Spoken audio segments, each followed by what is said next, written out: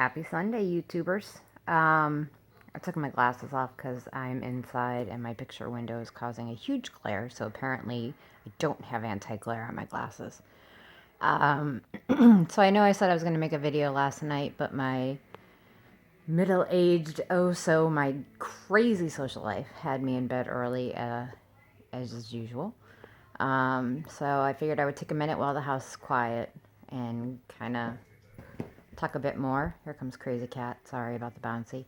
Um, so, you know, I became a single parent 5 years ago, and when I left my marriage.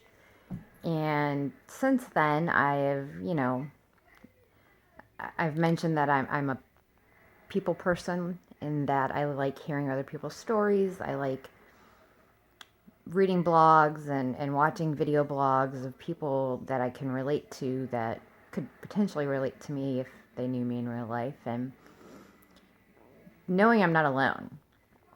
But the underlying message I keep getting is that single parenthood is hard.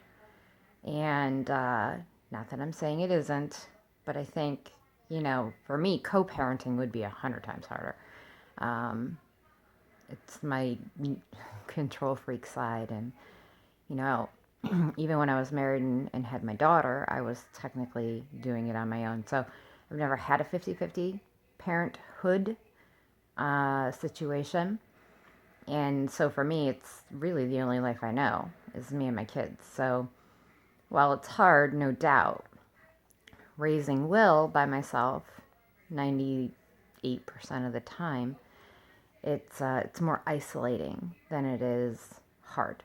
And it's hard, good God, that part of my life is hard, but that's a given, right? Like multiple hospital stays and seizures, and yeah, that's not what I would define as easy. But Will's syndrome, Angelman syndrome, is most commonly misdiagnosed as autism.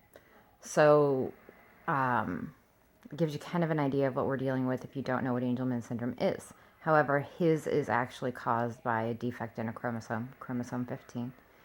And it brings an onslaught of a spectrum of things that can happen.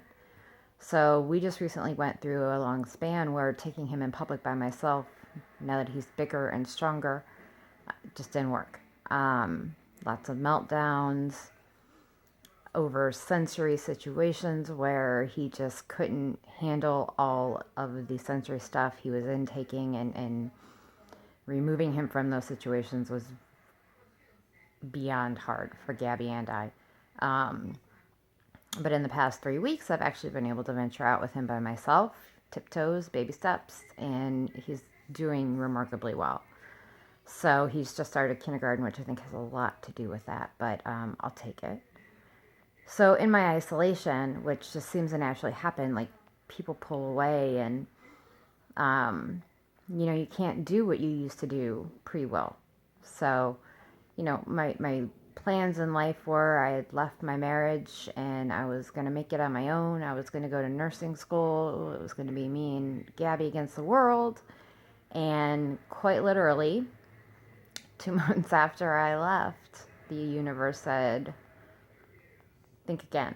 I found out I was pregnant with Will, and it's kind of been a rough road ever since. Rough pregnancy and his first hospitalization at 11 weeks old with pneumonia, which just started a avalanche effect, I guess you could say. So when he's not with me, which is very rarely, I get 2 weekends a month that are mine, I decompress. And I know everyone who thinks they know me really well would say I'm an extrovert, but I'm a very well-played introverted extrovert. So I can hang with the best of them, but when that's done, and it's usually a short amount of time, I need to come home and decompress. So my weekends are not spent socializing. They're spent recharging my batteries and OCD cleaning and writing and driving teenagers around. And, me time doesn't really happen much unless they're asleep or gone. And I'm at a point now where I don't even know what to do with me time. I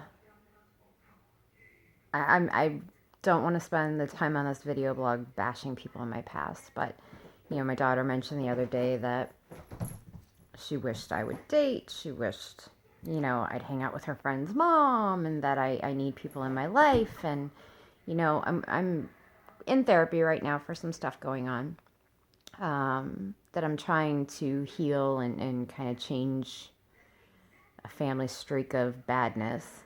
And where I'm at, I'm just really quite guarded. Everybody's been hurt. Everybody's been burned. Everybody's been let down.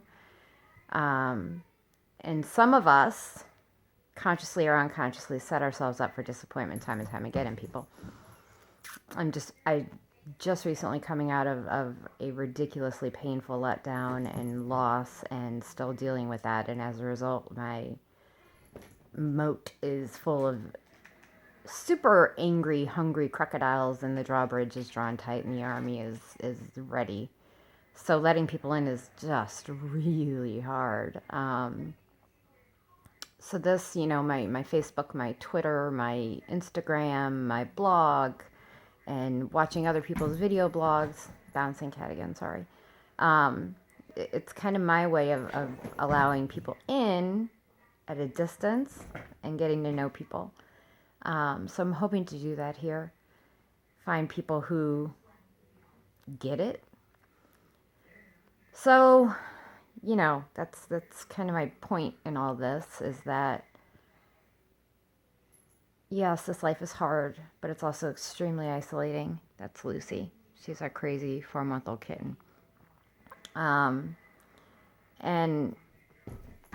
it would be really nice to find people to talk to. So, I welcome comments, questions, anything you guys want to say.